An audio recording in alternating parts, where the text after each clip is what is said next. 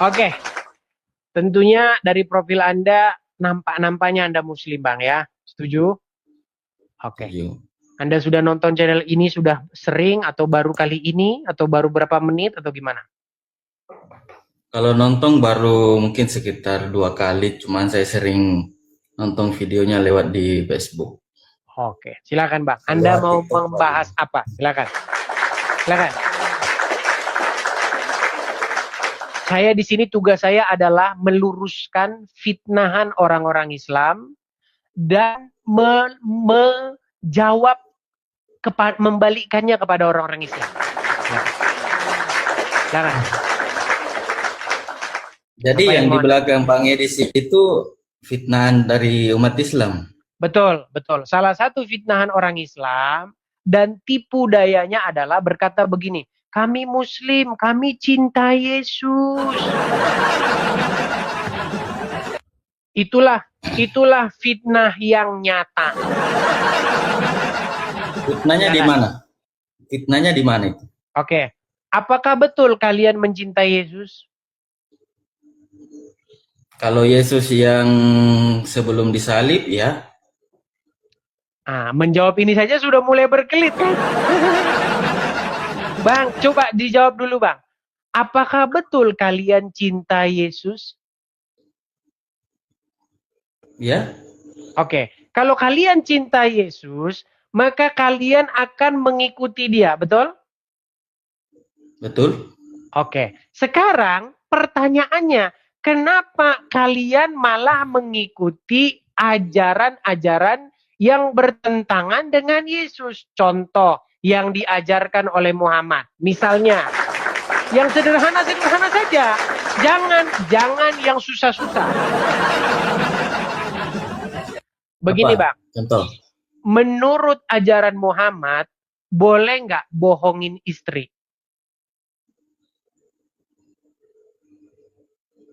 Mukul istri boleh nggak? Nggak boleh.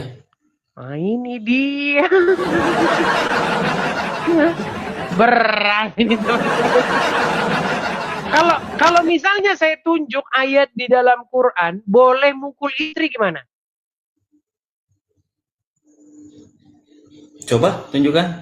Oke, baik. Selama jadi orang Islam dia belum tahu, makanya masih jadi orang Islam. Oke. Kita tunjukkan ya Bang ya. Tunjukkan. Saya bukakan. Lengkap dengan tafsirannya Bang Edis ya. Lengkap dengan tafsirannya. Bang, Al-Quran jangan dipelintir Bang. Nggak ada Al-Quran itu berikut tafsirannya. Al-Quran itu harus ada tafsiran Bang. Nggak boleh ditafsir sendiri. Di mana dalam Quran tertulis ayat Quran harus ada tafsirannya di mana? Memang, tapi para ulama menekankan jangan menafsirkan Al-Quran sembarangan. Yang menafsirkan siapa?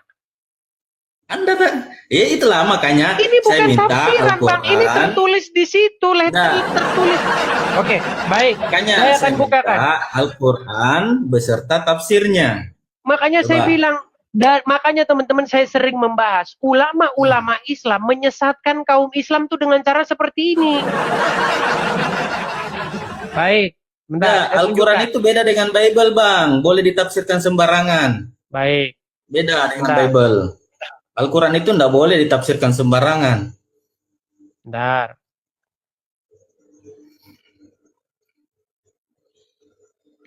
Saya tunjukkan ya ayat Qur'annya itu tertulis di dalam Al-Quran surat An-Nisa ayat 34. Oke ya. An-Nisa. Abang ada Quran di situ? Tidak ada. Ada. Cuman. Oke. Baik. Coba dibuka An-Nisa 34.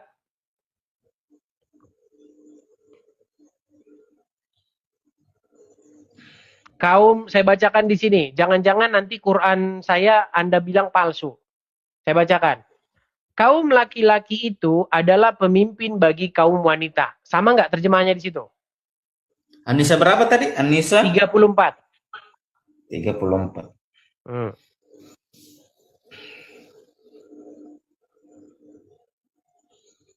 Anissa 34, ketemu? Ya, ketemu. Oke. Kaum laki-laki itu, coba Anda baca. Kita cross-check. Sama nggak? Laki-laki adalah pemimpin bagi perempuan. Terus. Karena Allah telah melebihkan sebagian mereka atas sebagian yang lain. Terus. Dan karena mereka telah menafkahi sebagian dari hartanya. Oke, terus.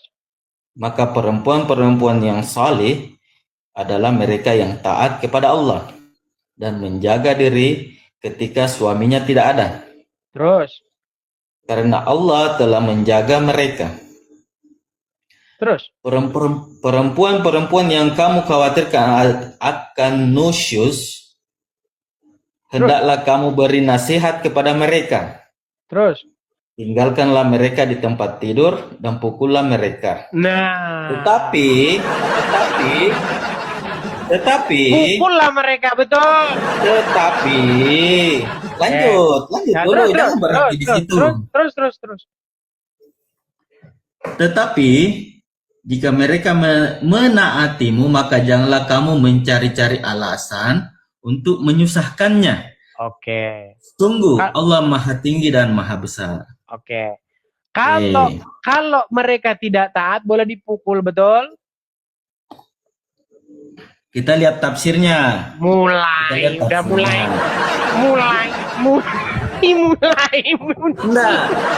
begini ya. Al-Quran itu tidak seperti Bible. Al-Quran tidak seperti Bible, boleh ditafsirkan sembarangan. Marilah kita cari pelintiran para ulamanya.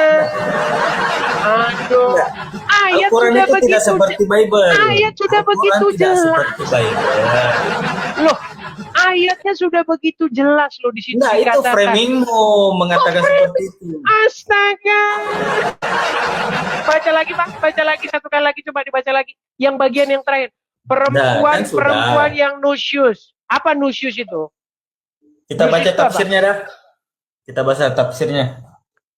Makanya saya bilang, kitabnya orang Islam ini bukan Al-Quran. Kitabnya orang Islam ini kitab karangan ulama itu loh, pelintirannya itu. Mereka tidak percaya Quran, mereka percaya pelintiran para ulama. Makanya kenapa itu harus ada tafsiran, karena akan muncul orang-orang yang seperti kamu. Kita baca versi pelintiran. Silakan bacain pelintirannya. Silakan. Baca.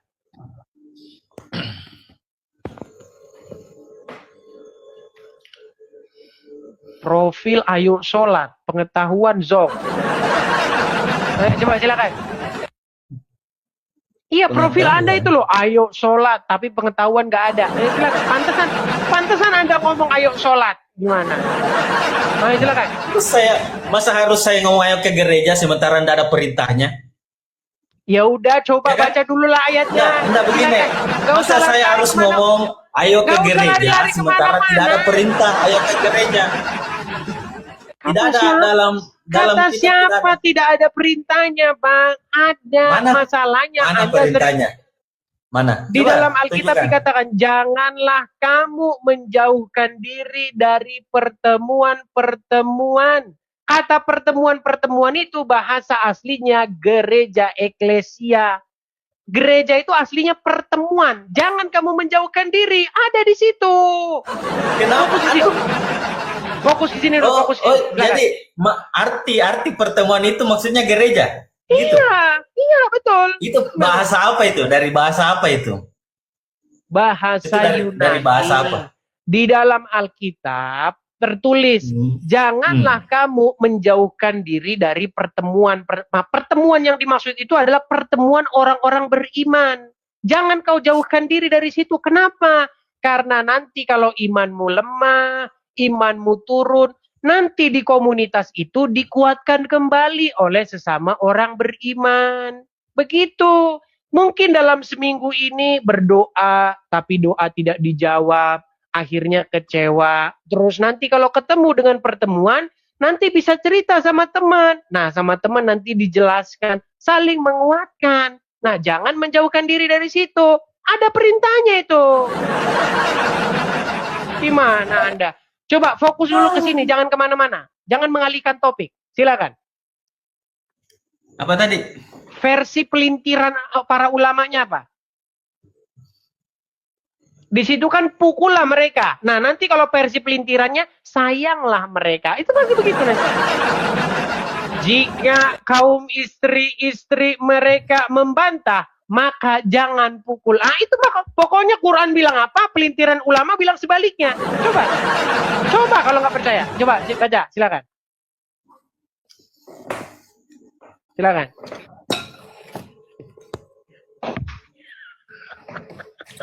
Ya. Ayo silakan. Jadi kau mau apanya ini? Kamu tadi bilang jangan kamu tafsirkan, padahal kita tidak menafsirkan, tertulis di situ. Pukullah mereka. Anda yang baca tadi, betul atau tidak? Jadi menurut ulama nusius di sini itu bukan sekedar salah paham kecil, tapi dia itu lebih dari itu. Paham ya? Ya sudah. Berarti boleh dipukul nggak istri?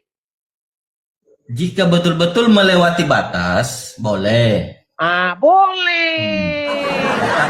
Kira-kira Tadi Anda bilang di mana ayatnya? Mana ayatnya? Nah, sekarang Anda bilang boleh. Waktu Anda pakai akal sehat, pukul istri Anda pertanyakan, ini pukul istri ini KDRT ini. Tapi setelah baca Quran mendadak akal sehat Anda runtuh. Tidak. Saya tanya, dicontohkan Nabi tidak? Ada ini apa? Dicontohkan Nabi tidak memukul? Dicontohkan oleh Nabi ketika Aisyah menguntit Nabi pada waktu itu. Aisyah pernah nguntit, tahu nguntit? Nguntit tahu nggak nguntit?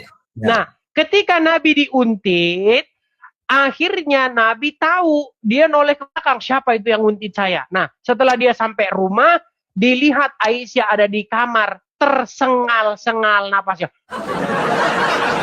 Dia tanya, wahai Aisyah, ya Rasulullah, engkaukah bayangan yang tadi yang kulihat ada di belakangku? Ngeles dia, ngeles. Lalu akhirnya dipukul. Sampai Aisyah merasa kayak dadanya kesakitan. Kamu mana tahu itu? Di mana itu tercatat? Kamu akan nanya terus kepada saya di mana itu tertulis karena harus kamu dong. Tidak tahu. Harus dong. Jangan sampai kamu cuma longor. Oke, harus ada bukti. Baik. Aduh, benar-benar ya. Aduh, baik. Bentar. Sementara di sini saya ada dalil yang menerangkan bahwa Nabi Muhammad itu tidak pernah memukul Ibunda Siti Aisyah. Karena kamu dalilnya lagu Aisyah, romantisnya cinta. Bukan. Saya dapat itu. Kau main lari-lari. Ya kalau kamu dalilnya bekas minum di bekas air minumnya Aisyah. Makanya dalilnya jangan lagu, dalilnya itu yang tertulis di hadis ini. Nah, saya pakai hadis. Saya tidak pakai lagu dalilnya. Saya pakai hadis. Oke, saya tunjuk ya. Bentar. Saya akan tunjukkan hadisnya kepada Anda. Baik. Saya akan tunjukkan kepadamu. Nih. Saya jawab nih, hadisnya panjang nih ya. Sebentar. Awas ya kau fitnah. Iya, tenang. Kalau kau fitnah, berarti yang di belakangmu itu betul, 100%. Iya, kamu fitnah ini kamu. Iya. Sebentar. Saya tunjukkan. Enggak laku. Ini di... Sebentar.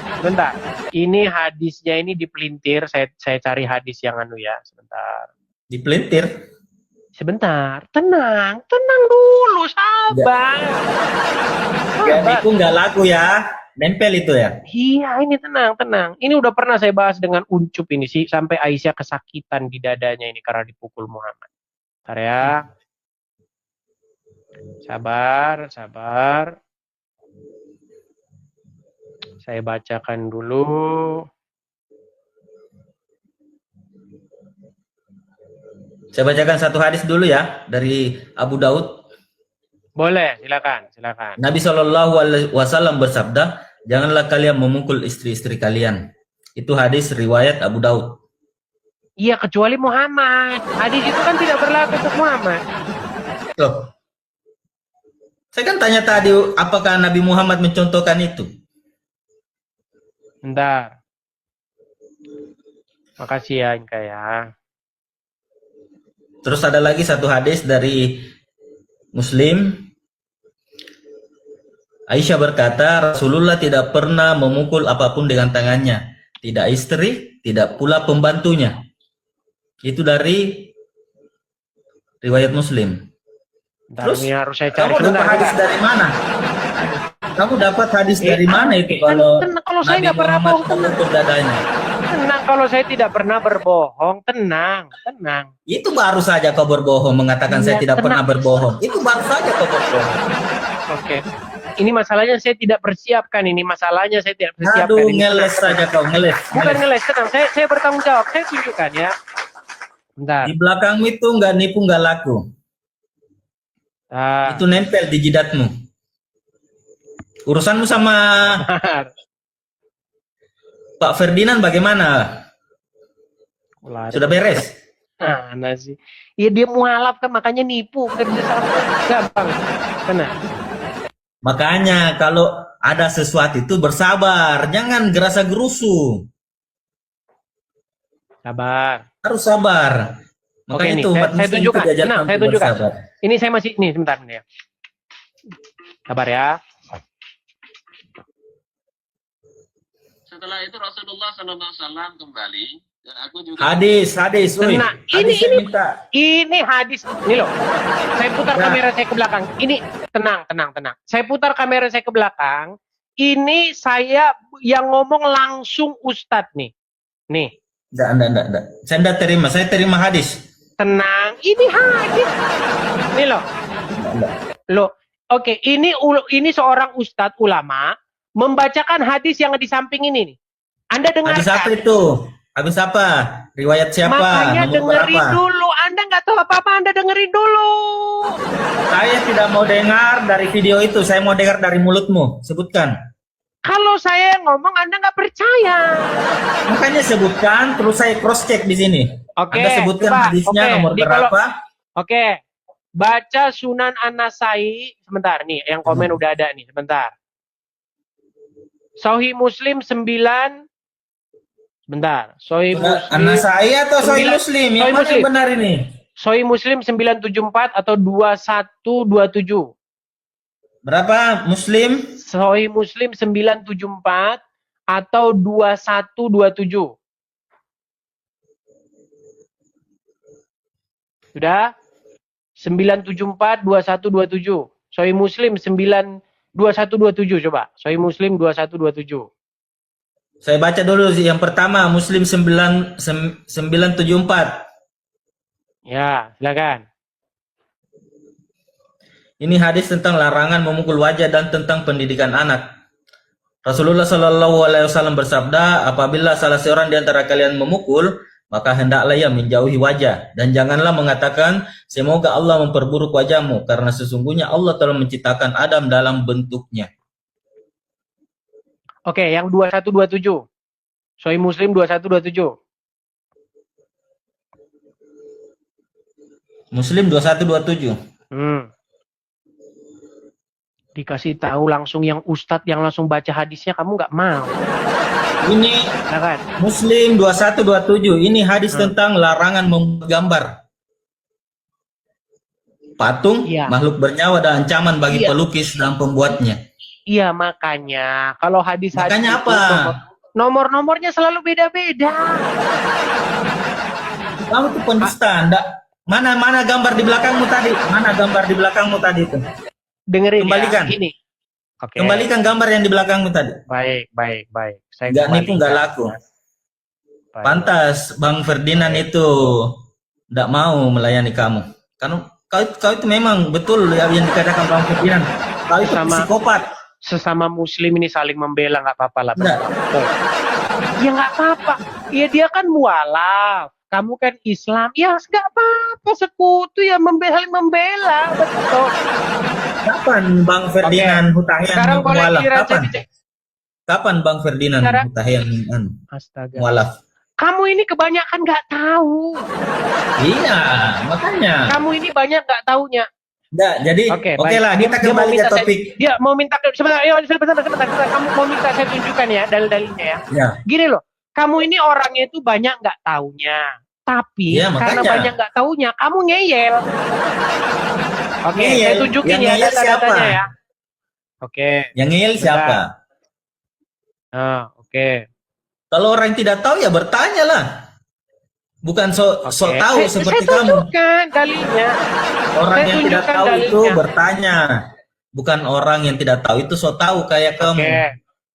Oke, kelihatan ini. Kamu itu so tahu saja. Sebentar, kelihatan kayak ini? Informasi lainnya, pemirsa, politikus Ferdinand Hutahian akhirnya dipanggil penyidik Barreskrim Polri dalam kasus dugaan cuitan bernada sara. Senin esok, sebagai telapor, Ferdinand mengaku siap hadir dalam pemeriksaan ini. Ferdinand mengaku telah menyiapkan dokumen untuk menjawab penyidik dalam kasus yang menyeratnya, termasuk alasannya mencuit pernyataan yang dianggap bernuansa sara oleh berbagai pihak. Ia juga mengaku akan membawa dokumen yang menunjukkan bahwa dirinya adalah seorang mu'alaf sejak 2017 lalu untuk memperkuat bahwa dirinya tidak mungkin menghina agamanya sendiri. Sebelumnya pemirsa, Ferdinand dilaporkan ke Mabes Polri. Sudah dengar dia mualaf? Sudah dengar belum? Kamu dibuka sih buktinya tetap ngeyel. Mualaf itu banyak prosesnya kalau mau mualaf. Kamu ini walaupun saya ngomong bukti apapun juga, kamu akan selalu ngeles, sudah saya bilang. Bagaimana tidak ngeles? Yang pertama saja hadis tidak kau tunjukkan. Oke, sekarang gini saja. Kamu mau dengar nggak? Saya bacakan. Dengar dulu gini. Kalau kamu gentle, kembali ke awal dulu. Selesaikan di awal dulu. Kalau kamu gentle, kamu dengar tuh, kamu udah kena pembatasan tuh. Nah, kan? Kena pembatasan. Kamu ada kena peringatan nggak di sana? Nah, aman. Alasan kau mau turunkan saya kan? Alasan. Saya kena peringatan.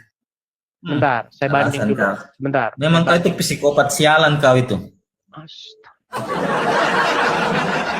Kamu dengarkan ini ya, dengarkan ini. Kalau teman-teman, kalau penonton tiba-tiba drop, ini karena kita kena pembatasan, karena muterin video. Kalau kita muterin video selalu kena. Nah, dengarkan ya. Alasan kau, alasan. Kamu dengarkan ini. Terserah kamu bilang alasan atau apapun, karena posisimu muslim dan membantah saya karena kamu gak sekolah. Dengarkan ini. Enggak, saya membantah kamu karena kau tidak menunjukkan dalilnya. Kamu dengarkan dalil dulu. Yang kau bilang tadi tentang Nabi Muhammad yang mengajarkan. Bagaimana saya tunjukkan kalau kamu ngomong terus? Kalau kamu ngomong terus, saya dalil, gimana? Tunjukkan dalil bukan narasi. Dengarkan. Tunjukkan dalil bukan narasi. Lihat Rasul mau pulang, Aisyah berdahulu. Berdahulu fa'asro'atu. Rasulullah mempercepat langkah, Aisyah juga sama. Ya, begitu juga sampai kemudian Aisyah itu lebih dulu sampai rumah. Setelah sampai rumah, berbaring lagi Aisyah ini, pura-pura nggak kemana-mana. Itu di mana itu? Rasulullah SAW kan melihat ini Aisyah ini. Makanya kamu dengerin dulu, botol. Oke, sudah. Kalau kamu nggak mau dengar, kamu di bawah dulu. Kamu dengerinnya dari bawah. Dengerinnya kamu dari bawah. Nanti kalau kita muterin video saya balik kamera, kita kena ban lagi. Soalnya apa? Kalau kita puterin video, kena pelanggaran. Nah, tadi muterin video kena pelanggaran. Nah, dengarkan. Pelan-pelan ya, pelan-pelan. Supaya kalian tahu bahwasanya Muhammad itu pernah mukul Aisyah. Dia kutip hadisnya, ini seorang ustadz nih lagi appeal not approved tuh, nggak disetujui, nggak disetujui kita banding karena kita muterin video. Di TikTok itu nggak boleh muterin video, kalau muterin video kena ban, disangka kita copyright, gitu loh, disangka kita live robot karena yang kita putar video. Dengarkan ya. Kalau dari sisi nafas tentunya ya berbeda lah dari yang tadi cepat-cepatan dengan Rasul sampai rumah. Aisyah duluan. Malaki ya Aisyah. Ada apa engkau ini wahai Aisyah? Maka Aisyah mengatakan la syai'a. Enggak ada apa-apa ya Rasul. Maka Rasulullah katakan la tukhbironni aw la yukhbironni al-latiful khabir. Engkau yang cerita atau nanti Allah yang cerita kepadaku. Ini kata Rasulullah. Maka kemudian Aisyah mengatakan, ya Rasulullah, bi abi anta wa ummi fa akhbartuhul khabar. Earn more with high yield cash from Robinhood. Sabar ya. Kita lanjutkan lagi. Ini langsung ini ustadznya baca hadisnya ya. Terus lanjut. Wahai Rasulullah, demi bapakku, engkau dan ibuku, aku yang akan cerita, wahai Rasul. Kemudian Rasulullah katakan, anti as-samadul ladzi ra'aitu amami.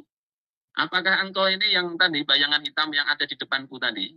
Jadi setelah pulang dari bagi, Rasulullah mau pulang ke rumah, kan ada bayangan hitam mendahului, yaitu Aisyah. Kata Aisyah, na'am ya. Jadi Rasul akhirnya tahu beliau ini dipuntuti, ketika mau pulang duluan Siti Aisyah. Setelah itu Aisyah mengatakan, fala haza fi sadri lahzatan auja'atni. Rasulullah kemudian memukul dadaku dengan pukulan yang menyakitiku. Nah itu. Kemudian Rasulullah memukul dadaku. Gimana? Aduh. Teman-teman, tahukah kalian kalau mereka berdebat dengan saya, nggak sanggup mereka. Yang sanggup mereka lakukan apa? Lapor polisi. Zulfikar. Selamat malam. Ini Ya. yang ganti-ganti terus nama dia. Ya, supaya dinaikkan, Bang. Oke, Kalau Zulfikar. nggak ganti nama, nggak dinaik-naikkan, Bang. Oke, Ya. Zulfikar, Anda Muslim betul? Ya, Muslim. Oke. Kita udah sering diskusi. Sering nonton ya. Dari tadi pun sudah nonton, betul? Ya, lumayan, Bang. Adalah 15 Oke. menit, Bang. Baik, sekarang saya cuma pengen minta konfirmasi. Tadi yang pertama bilang, saya nggak mau berani jawab itu, saya belum bisa jawab. Terus yang kedua, dari Aceh bilang, saya belum berani jawab itu. Ya. Nah, sekarang Anda. Begini, di dalam kitab-kitab para ulama, kitab-kitab fikih, tafsir, dan lain sebagainya, kita dapati di situ tertulis bahwa penjelasan tentang Hawariyun, disebutkan di situ Hawariyun itu jumlahnya 12. Pertanyaan Ya, saya betul. begini, dapat dari mana para ulama bahwa jumlahnya itu 12? Ya, Bang. Baik. Jadi pertanyaannya dapat dari mana bahwa jumlah Hawariyun itu 12 orang gitu, Bang. Para ulama itu, Bang. Baik, Bang. Jangan turun-turun, Jelasin, Bang, ya. Segitu terus. Nah, ya. Ya, baik. Jadi penjelasannya, Bang, kitab tafsirnya itu, Bang, kalau kita bicara tafsir, Bang, Al-Qur'an itu ada di surat Ali Imran ayat 52, Bang. Coba dibaca, Bang. Sama surat Al-Maidah, Bang. Jadi mengabadikan sebutan Hawariyun itu, Bang, sebagai penolong Nabi Isa, Bang. Al-Qur'an tidak menyebutkan angka 12-nya. Al-Quran tidak menyebutkan 12, betul. Ya, secara eksplisit tidak. Oke, Tetapi, para Bang, para ulama- ahli tafsir, Ya, ahli tafsir para silakan. ulama itu dapat 12. Dari mana dapat angka itu? Ya, jumlah 12 orang ini sejalan dengan jumlah suku Sibit, Bang. Coba baca, Bang. Dari Di suku mana Sibit. dapatnya? Dijawab saja, dari mana dapat 12 itu? A, dari buah hira. Ya, dari mana jumlah kaum B, Hawariyun itu 12 dari orang itu dari mana? Muhammad. Kan gitu. C, Jelasannya. dari nyontek kitab orang Kristen. Dari mana? Jumlah 12 orang itu dari murid Nabi Isa, Bang. Dari Merujuk mana pada catatan dapatnya? sejarah. Loh, Iya, catatan begini, Bang. sejarahnya dari mana? Rujukannya dari mana? rujukannya banyak tertulis memang, Bang, di Perjanjian Baru ada itu melalui kitab-kitab dari tafsir. mana? Itu gimana dapatnya? Dari mana? Dari Injil, betul? Dari Injil, betul? Betul, dari Injil, Bang. Iya, Mengenai jumlah murid. berarti, Nah, oke, terus? sebentar, stop. Anda sudah mengakui bahwa para ulama mengintip Injil untuk menjelaskan Al-Quran, betul? Ya, betul, karena sebelumnya memang turun Injil. Tenang dulu, tenang. Berarti para ulama yang kalian bangga-banggakan itu berguru kepada Injil, betul? Ya, karena pernah mengimani, Bang, orang Iya, Al-Quran itu kan. Ya. Terus maksudnya Artinya, Injil kan, Bang? tenang. Artinya, Iya. artinya apa? Artinya bahwa ketika orang Islam ingin memahami Al-Quran, mereka harus merujuk kepada kitab-kitab terdahulu, bukan merujuk kepada kitab-kitab terkemudian. Betul. Kalau terkemudian pelengkap, penjelas, nggak semua orang Islam mengerti Oke, isi Al-Quran, Bang. mana ayat di dalam Quran bahwa Quran dijelaskan oleh kitab-kitab sesudah Al-Quran? Nggak semua orang Islam mengerti tentang Al-Quran, makanya Iya, nggak makanya bisa saya tanya begitu kepada Anda. bertanyanya. Ulama saja menggunakan kitab Injil untuk supaya bisa memahami Quran. Kalian malah menggunakan kitab sebelumnya. Betul, yang dimaksud menemani Injil, tetapi bukan Bible, Bang. Bukan, sekarang Injil Ya itu udah, dari bahasa apa, Bang? Injil yang mana? Injil yang mana yang Injil, didapat 12? Anda merasa Ya, bahwa Bible ini, itu Injil, Injilnya begini. mana? Injil Injilnya mana? Injil yang ulama dapat angka 12 itu mana? Yang Anda maksud Injil, yang Anda maksud kepengennya Bible itu mana Injilnya? Anda punya kan Bible, Injilnya mana? Iya, itulah Mana? Injil itu. Dari bahasa apa Injil? Injil itu aslinya bahasa apa? Injil itu bahasa Arab Bahasa apa? yang aslinya bahasa Yunani dari dua suku kata dari Angelion Betul. menjadi Injil. Injil. Lalu Yesus orang mana? Kok malah lari Yesus orang ngalihkan mana? topik Jangan ini? jangan diturunin Jangan dulu. Yesus ngalihkan orang mana? topik. Tunggu sebentar, Anda ini kritis kalau bertanya. Saya tanya Topik Yesus kita orang mana? bukan itu. Topik kita Tanya dulu, sebentar. Yesus orang mana? Jawab dulu biar netizen tahu. Yesus orang mana? orang Israel. Orang Israel. Yunani berbahasa Arab yang dikemudiankan oleh Yunani. Ya betul. Berarti yang namanya Us-As, Yohanes, Petrus, Paulus, Markus itu orang Yunani. Betul?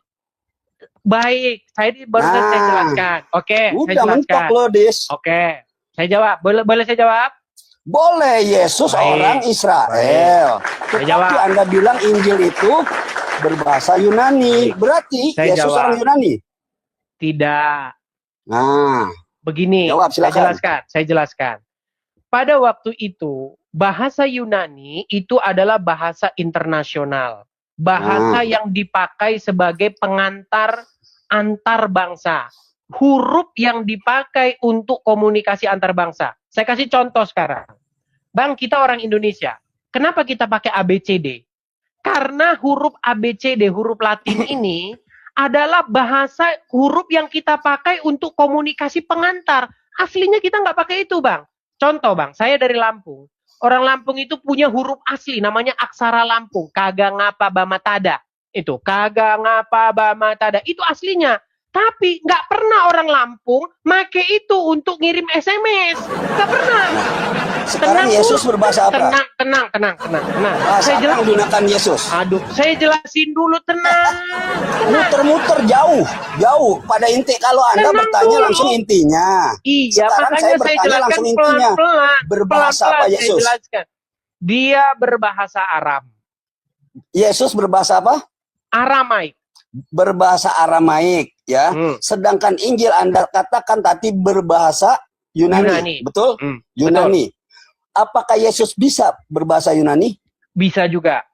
Bisa juga. Sekarang Injil yang kau katakan itu adalah dari Yunani, berbahasa Yunani aslinya, Bukan dari gitu kan? Yunani. Bukan dari Yunani. Berbahasa Yunani. Bukan dari Berbahasa Yunani. Iya. Berarti Yesus orang Israel yang mempelajari Bukan Injil begitu. yang Makanya berbahasa saya Yunani. jelaskan. Makanya saya jelasin. Dengar. Begini. Baik. Pertama-tama, pada abad ke-7, bahkan sebelum abad ke-7, bahasa Yunani dan huruf-huruf Yunani koine itu adalah bahasa dan huruf yang dipakai secara global oleh masyarakat dunia. Pembuktiannya dari mana? Dari penggalian-penggalian arkeologis. Semua penggalian-penggalian arkeologis itu menunjukkan bahwa pada waktu itu, huruf itulah yang dipakai oleh antar bangsa. Sama seperti huruf Latin zaman sekarang. Ya, contoh, Bang, ketika Anda menulis surat pakai huruf aksara Indonesia, contoh Hono Coroko itu bahasa Jawa, Anda kirim itu ke orang Malaysia, mereka nggak ngerti itu.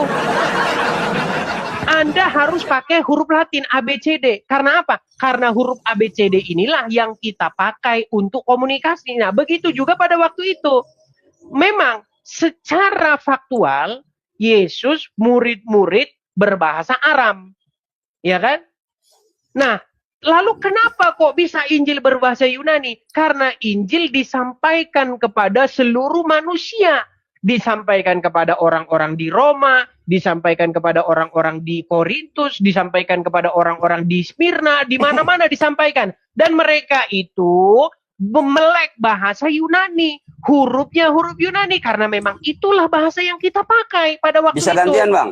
Bisa Nah, silakan. Nah. Buktinya Injil pun Quran pun mengkonfirmasi dengan menyebut kata-kata Injil. Injil baik. itu, Bisa gantian. Injil itu terdiri dari dua suku kata, EU dan Angelion. EU dan Jadi bahasa Arab Angelion. jadi Injil. Makanya Injil. orang Arab Al-Quran sendiri Nah. mengkonfirmasi bahwa Injil itu berbahasa Yunani. Silakan. Gantian, Bang. Silakan. Abang tahu nggak asal usul akhiran nama dan pengaruh bahasa yang berhujung us atau os? Taruhlah Yunani. Yus, seperti Leusus, Petrus, Titus, Ya, Julius, Markus. Betul. Itu ciri tata bahasa maskulin, maksudnya laki-laki dalam bahasa Yunani kuno di Latin. Betul. Dengarkan, Bang, penulisan Perjanjian Baru itu percetakannya literaturnya seperti itu, Bang. Ya, Bang, banyak menggunakan bahasa Yunani kuno, Bang. Jadi makanya saya tanyakan, Yesus, ya, itu kan jelas, Bang. Anda katakan dia orang Israel, tetapi Injil itu berbahasa Yunani, makanya saya mau kick balik sama Anda. Injilnya mana? Injilnya mana? Anda selalu bilang begitu. Justru Anda yang harus menunjukkan Injil itu, karena Yesus, Markus, Petrus, Julius, pokoknya yang berakhiran us itu jelas orang Yunani, Bang. Dan Iya, nama itu jelas dari bahasa Yunani makanya kuno. saya Kan bilang, seperti itu. makanya bisa dijelaskan. Nama aslinya tentu bukan itu, karena itu sudah peyunanian. Udahlah, Bang, gitu aja dah, Bang. Udahlah. Jadi kalau kita kalau Anda menanyakan Injil, Bang, justru saya bertanya juga gimana? pada Anda Anda, udah putus mana asa. Injilnya? Udah Bukan putus asa. asa. Anda Ya sendiri sudah. bingung. Sekarang Iya, saya Anda bisa berkata menjelaskan. Yesus orang Gini, Israel, saya tapi bisa Injil menjelaskan. berbahasa Penjelasan Yunani. saya gampang. Kalau di situ tertulis Yesus, oke, itu kan Yunaninya. Versi aslinya apa? Yeshua. Di situ tertulis Yohanes. Versi aslinya apa? Yohanan. Ada itu, ya kan? Masih bisa kita jelaskan. Ya, masih bisa kita tuh udah dapat paus nyasar tuh Anda. Dapat paus nyasar dia. Nih, dengarkan. Begini Zulfikar. Saya dengarkan, silakan. Zulfikar, coba dengarkan saya. Yang saya maksudkan di sini begini, ya. Pertama-tama, Anda harus mengerti dulu kenapa kok bisa berbahasa Yunani. Karena bahasa Yunani, huruf-huruf itu pada waktu itu itulah yang dipakai sebagai komunikasi, sebagai interaksi. Ya. Nah, sama seperti sekarang. Contoh, ketika orang Islam menggunakan bahasa Arab, bahasa itu hanya digunakan untuk membahas hal-hal agama. Tidak dipakai bahasa komunikasi sehari-hari. Nah, begitu juga pada waktu itu di Israel, bahasa Ibrani, bahasa yang digunakan hanya di kalangan-kalangan agama. Nah, sementara untuk menyampaikan keluar kepada bangsa lain, kepada bangsa asing, itu menggunakan bahasa-bahasa yang dipakai secara global. Gini aja, Bang, kalau Yesus itu bisa ya bahasa Yunani, mana datanya, Bang? Datanya aja, datanya. Ini blow on yang disampaikan. Jangan begitu, Bang. Mana Yesus bisa berbahasa Ibrani, Bang? Bahasa Yunani, Bang. Jangan diturunkan. Oke. Data. Baik. Pada waktu itu, Yesus berkomunikasi dengan Pontius Pilatus. Yesus berkomunikasi dengan para prajurit Yunani. Menurut Anda, Pontius Pilatus berbahasa apa? Datanya, Bang. Coba lihat. Tunjukkan datanya. Yesus berbahasa Yunani. Bahasa Yunani pada waktu itu bahasa yang global. Bahkan ketika Yesus disalibkan, itu dipasang percakapan dasar doang, Bang. Yesus cukup menguasai bahasa Yunani. Yaudah, tidur di bawah sana. Lagian temanya bukan itu, kita kok lari ke sana. Tema kita itu bukan itu. Tema kita tadi itu tentang dari mana para ulama mendapatkan sumber-sumber itu. Kok malah lari Yesus bahasa Yunani atau enggak? Herman saya. Gini loh, lagian. Quran sendiri menyebut-nyebut Injil. Pertanyaan saya kepada Anda, kosakata Injil itu bahasa Arab bukan? Kalau itu bahasa Arab, akar katanya apa? Nggak ada. Injil itu asli bahasa Yunani. Kemudian diarabkan jadi Injil. Gimana?